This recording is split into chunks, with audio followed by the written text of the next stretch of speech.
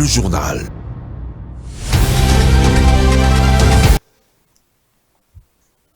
Nous sommes lundi 22 mai 2023. Mesdames et messieurs, bonsoir et bienvenue dans cette grande édition du journal sur Mondico Télévision. Tout de suite, le sommaire.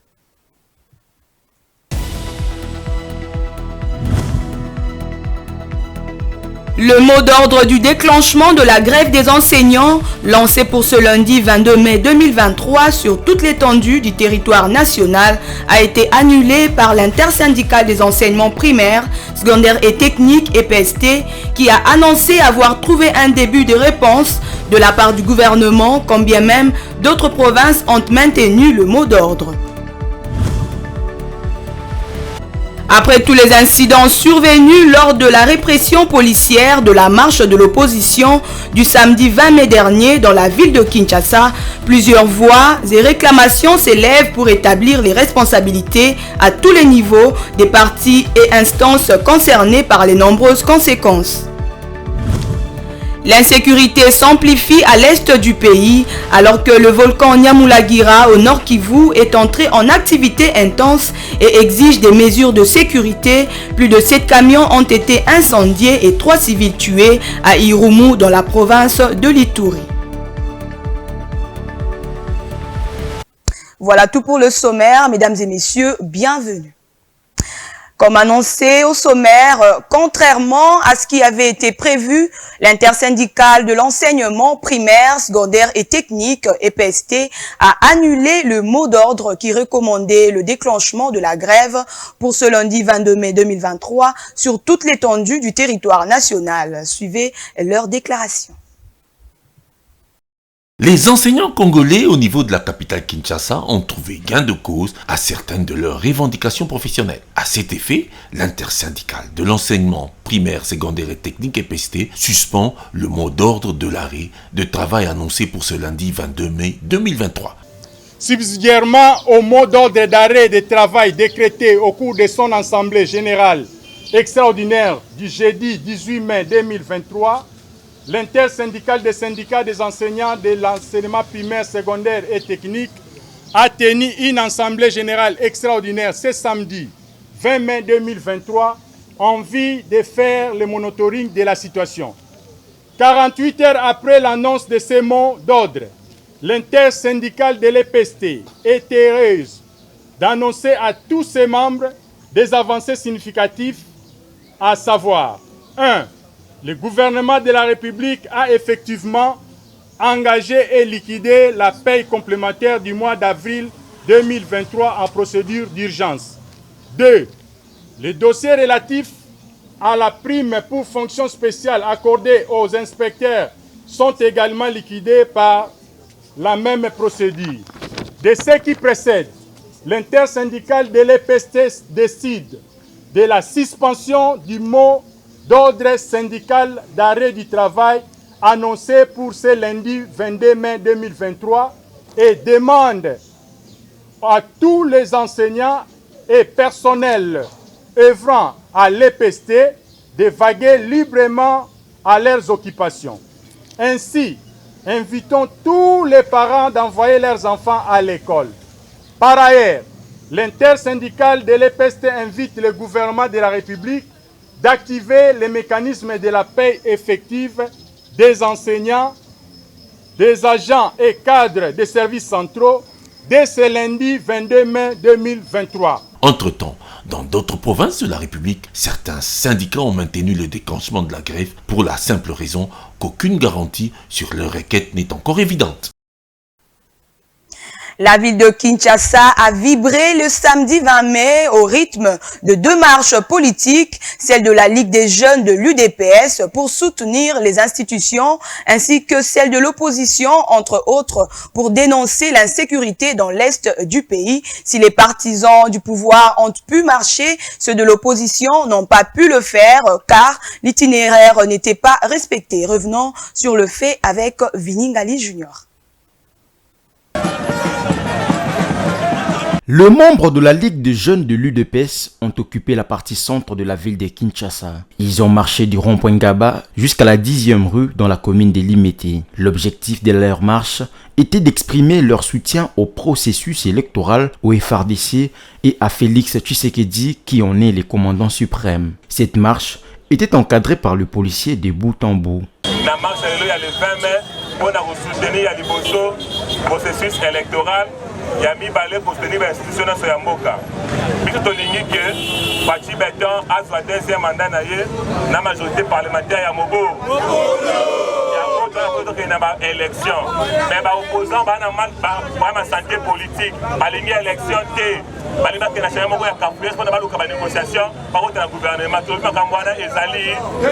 Du côté de l'opposition, la marche ne s'est pas déroulée comme prévu. L'itinéraire convenu avec les autorités provinciales n'a pas été respecté. Les leaders de l'opposition, avec leurs partisans, devaient partir de la place Sakombi dans la commune d'Ngalima à l'ouest de la ville jusqu'à la célèbre place Mka près du rond-point Victoire dans la commune de Kalamou au centre de Kinshasa. Martin Fayulu, Moïse Katumbi, Matata Pogno et Deli Sesanga, accompagnés de leurs militants, ont voulu débuter leur marche au rond-point Super Lemba pour aller chuter au siège de l'ECD près du palais du peuple. Les autorités provinciales n'ont pas validé cet itinéraire, d'où la dispersion de cette marche qui, selon la police, a fait 27 blessés, dont 4 graves. L'opposition a naturellement fustigé cette dispersion, dont elle a également dressé le bilan.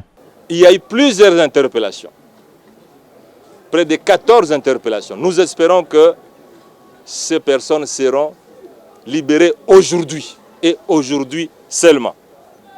Certains véhicules ont même reçu des impacts graves.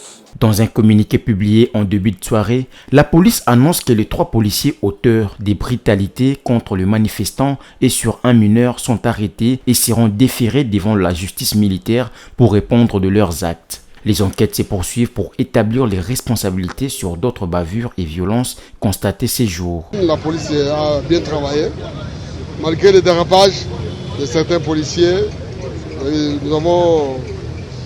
y a des policiers qui sont mal comportés, qui ont tapé sur un enfant. Nous avons arrêté 3 qui sont cachés. Dans un autre communiqué, le ministère des Droits humains a également condamné la répression perpétrée par certains policiers. Albert Fabrice Puela en appelle également à une responsabilisation collective et individuelle pour intérioriser les impératifs sécuritaires tout en respectant les droits humains.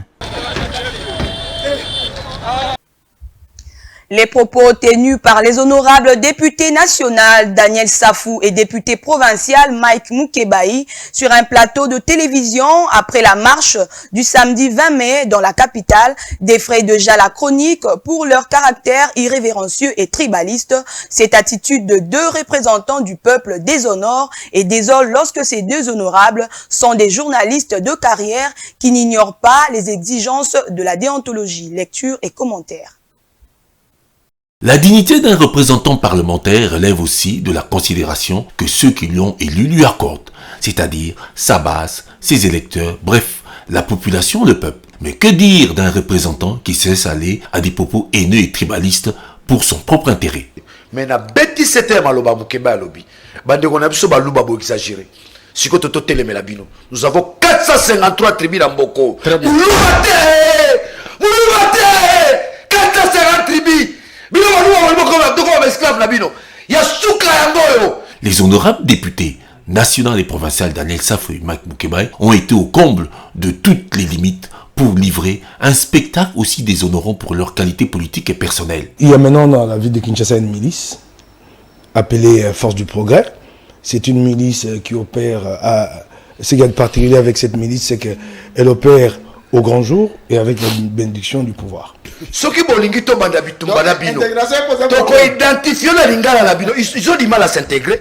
Talande olanga o mwana mobalio, lelo ba nommé ya su poste, malika na TVB da ka Kolongo.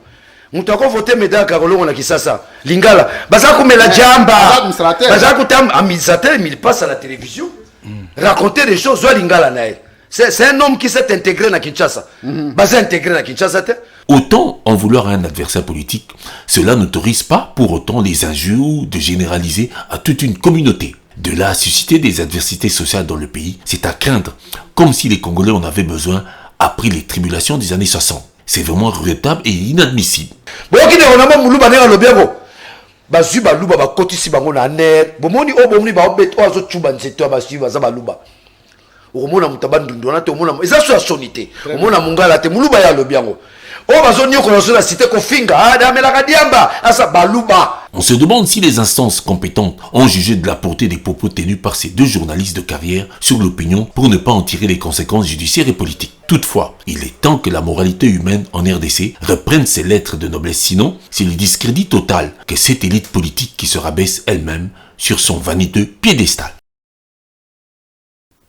Le député national Clément Moussa Kayembe a été victime d'une agression barbare perpétrée par les militants d'un parti politique le week-end dernier. Cet incident, qui dénote d'une intolérance politique, s'est déroulé à l'entrée du Palais du Peuple. Pour les détails, suivez l'honorable Moussa relater les circonstances. Je venais au Palais du Peuple pour une réunion convoqué dans le cadre de notre groupe parlementaire aux alentours de 12h30. J'arrive devant la porte. Devant moi, il y avait, je pense, les véhicules de deux qui doivent être aussi des collègues.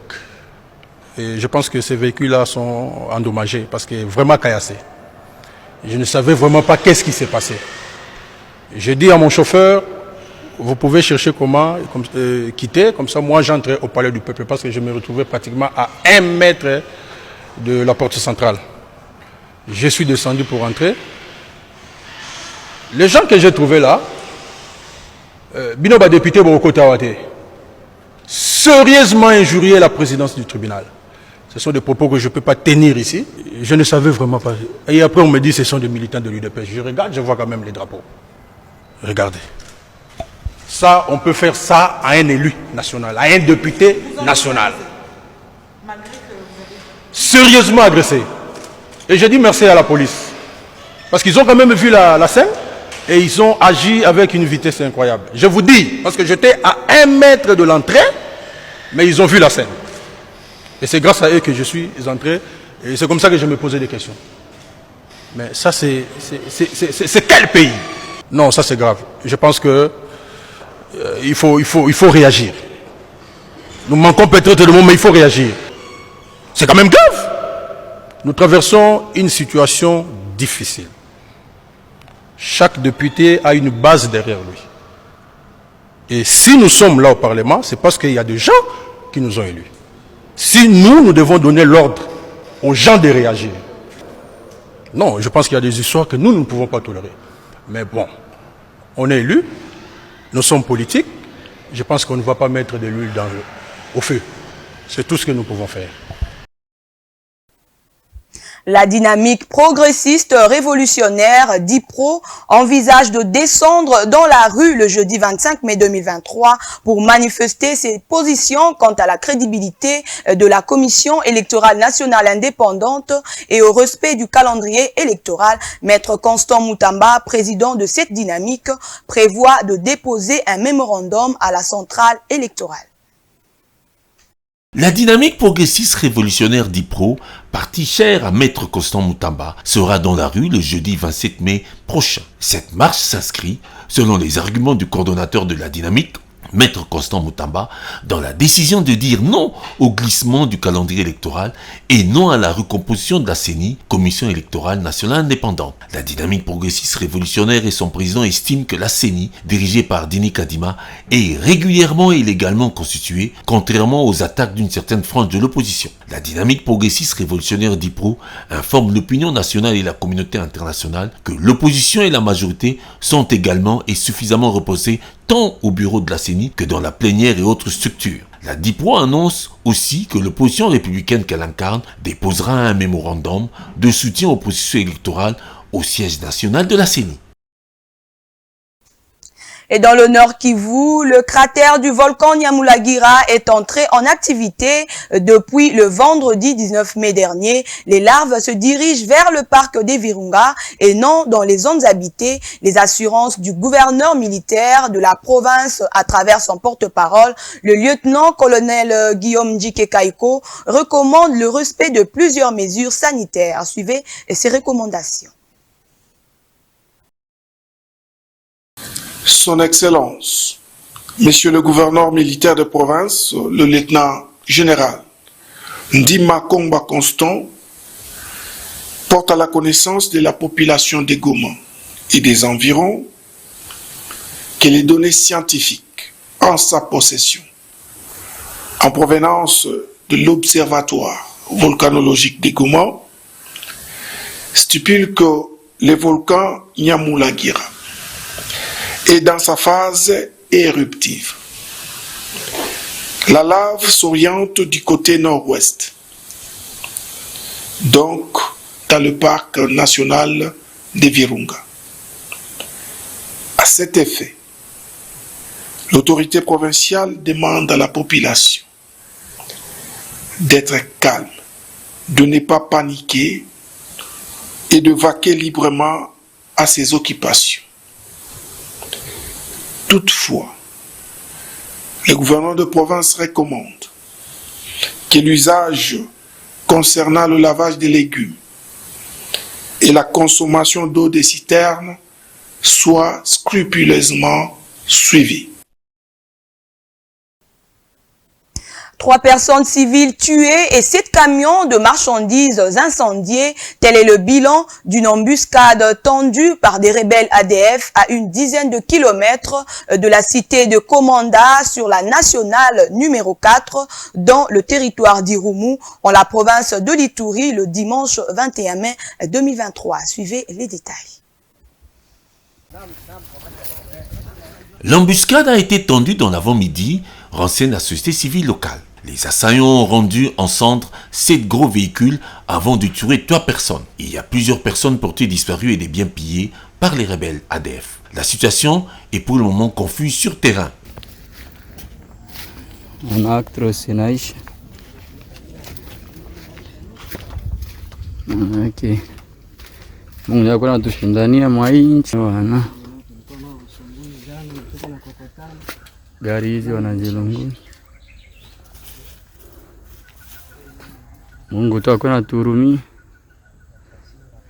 Les forces armées congolaises poursuivent les ADF et leurs supplétifs qui ont attaqué ce convoi qui quittait Komanda pour le Nord Kivu. D'autres sources révèlent que ce drame a causé un déplacement des habitants se trouvant près du lieu du drame. Les uns se sont dirigés dans la brousse et les autres dans le centre de Komanda. Un document vient d'être signé à Bruxelles, en Belgique, par le vice-ministre de la Défense nationale, Sami Adoubango Aoto, en ce qui concerne le statut des troupes belges présentes en République démocratique du Congo. La signature a eu lieu au ministère belge de la Défense. Suivez.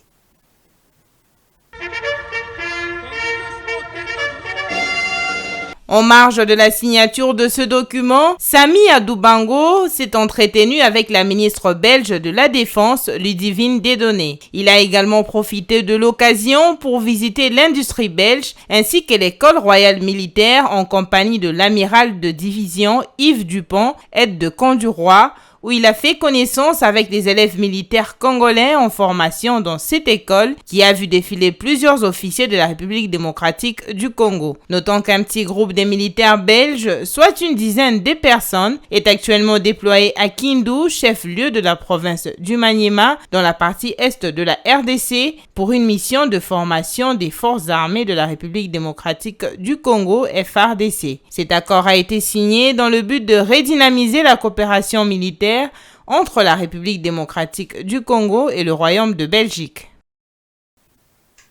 Et pour terminer, la population des quartiers Plateau 1 et Bambila, situés derrière le plateau des professeurs dans la commune de Mongafula, est confrontée à diverses difficultés dont le manque d'infrastructures routières, d'eau potable et d'électricité. À cela s'ajoute une insécurité accrue. Cette population lance des cris d'alarme auprès des autorités compétentes afin de la sortir de cette précarité. Jocelyne Massiala et Vite Pandou pour les détails. Les habitants des quartiers Plateau 1, communément appelés Tchad, ainsi que ceux du quartier Bambila, sont placés dans les oubliettes. Il manque d'infrastructures sociales de base, l'électricité, l'eau potable. À cela s'ajoute l'insécurité totale où le cas de tuerie ne cesse d'être enregistré. Le plus récent, c'est celui d'un professeur d'université dans son domicile. L'eau potable demeure une denrée rare. Il s'approvisionne auprès des forages, œuvre de l'Union européenne, parcourant de longues distances à pied, car les quartiers ne disposent que 2 forages pour desservir 27 000 habitants. Parfois, il y retourne sans être servi à cause du manque d'électricité pour faire fonctionner le forage. L'accès à ces quartiers est très difficile par manque de route, alors qu'il y a possibilité qu'ils soient désenclavés par la construction du boulevard Mandela qui relie la commune de Mongafula à celle de Matete et Njili. Nous demandons aux autorités, en tout cas, d'intervenir, parce qu'ici, la population, parce qu'on a des quartiers, Plateau 1 et Bambila, donc environ 37 000 personnes. Donc 37, nous 27, tandis que Bambila 11 000. Donc vraiment c'est une grande population et il nous faut vraiment avoir l'accessibilité. Donc nous avons une seule voie, il faut que le gouvernement nous aide dans notre grande avenue. L'entrée principale c'est l'avenue Mandela. Nous voulons que l'autorité urbaine ou soit nationale nous aide à avoir des routes pour nous aider à sortir et puis aller ou bien passer par le campus. Et il y a aussi le problème d'électricité. On a besoin de 4 cabines et ainsi aussi l'eau. Nous savons qu'il y a une usine à côté de nous, l'Embaïmbou, mais il suffit de raccorder ça et puis nous aurons de l'eau. La population de Bambila et Plateau 1 s'attend à l'amélioration de leurs conditions de vie, telles que promis par le chef de l'État, Félix Antoine Tshisekedi Tshilombo, lors de la cérémonie d'investiture. Avant de refermer ce journal, mesdames et messieurs, je vous prie donc de suivre le rappel des titres.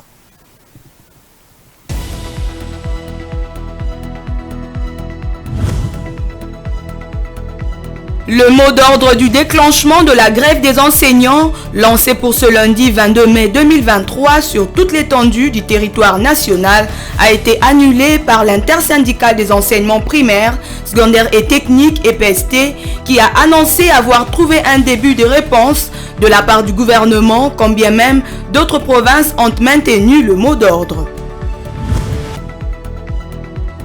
Après tous les incidents survenus lors de la répression policière de la marche de l'opposition du samedi 20 mai dernier dans la ville de Kinshasa, plusieurs voix et réclamations s'élèvent pour établir les responsabilités à tous les niveaux des partis et instances concernées par les nombreuses conséquences. L'insécurité s'amplifie à l'est du pays alors que le volcan Nyamulagira au nord Kivu est entré en activité intense et exige des mesures de sécurité. Plus de 7 camions ont été incendiés et 3 civils tués à Irumu dans la province de l'Ituri.